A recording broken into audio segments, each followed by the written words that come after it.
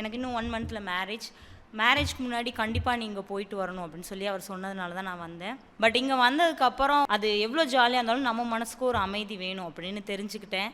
உடற்பயிற்சி எளிய முறைப்படுத்தப்பட்ட பட் வலிமையான பயிற்சின்னு சொல்லும்போது என்ன சொல்கிறாங்கன்னு புரியல. பட் செய்யும்போது அதை ரொம்பவே நான் மட்டும் இல்லை எல்லாருமே உணர்ந்திருப்போம் நான் நம்புகிறேன்.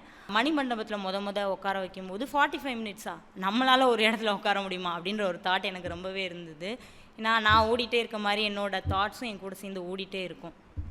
பட் எனக்கே ரொம்ப ஆச்சரியமாக இருந்துச்சு அந்த 45 மினிட்ஸ் எப்படி போச்சுன்னு எனக்கு தெரியல. மனவளக்கலையில் ஆசை சீரமைத்தல் எனக்கு ரொம்ப பிடிச்சிருந்துச்சி. ஏன்னா என்னோட ஐடியாலஜி அத்தனைக்கும் ஆசைப்படு அப்படின்ற ஒன்று. பட் ஆசையும் சீரமைக்கணும் அப்படின்னு ஒரு தாட்டிங் எனக்கு ரொம்பவே வந்துச்சு. அந்த வாழ்க வளமுடன் அதை சொல்லும் போதே எவ்வளோ ஒரு புத்துணர்ச்சி தெரியுமா, எல்லாருக்குமே வந்திருக்கும்.